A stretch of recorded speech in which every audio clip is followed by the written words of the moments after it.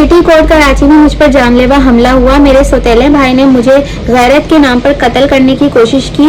मैं 21 फरवरी को अपनी हेयरिंग के सिलसिले में रैंड केस की अदालत में मौजूद थी। जज वहां पर छुट्टी पर थी और मेरे साथ मेरा वकील भी मौजूद नहीं था क्योंकि वो दूसरे केस में मसरूफ था। मैं अदालत में बिल्कुल अकेली थी।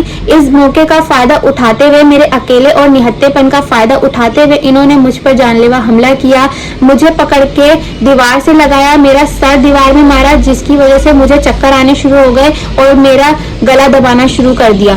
साथ में इनके साथ जो इनका वकील था वो मेरी वीडियोस हैं वो दिखाता रहा कि लड़की इस तरह के लिबास पहनती है तो इसके कपड़े जो है इसके जिस्म से उतार दिए जाए। मेरा गला दबाया जा रहा था और साथ में मेरे जिस्म से मेरे कपड़े भी नोचे जा रहे थे और मेरी वीडियोस प्ले करके सबको दिखाई जा रही थी कि इस तरह का लिबास पहनती है तो इसके कपड़े उतार दो। सीसीटीवी कैमरास भी लगे। मेरी दरखास्त है कि अदालत में जो ये वाकया हुआ है, मुझ पर जानलेवा हमला किया गया है, मेरे जिस्म से कपड़े नोचे गए हैं, मेरी वीडियोस सरेआम दिखा के मेरे जिस्म से कपड़े नोचे गए हैं, मेरी इज्जत नीलाम करने की कोशिश की है। इस पर एक्शन लिया जाए। सिटी कोर्ट में जो कैमरेज लगे हैं उनको चेक किया जाए और मुल्जिमान के खिलाफ FIR दर्ज की जाए। इन्होंने हम पर केसेस डाले हुए थे, ये हमारा हिस्सा खाना चाहते थे जो कि अब तक खा रहे हैं। इन्होंने हम पे केसेस डाले हुए थे।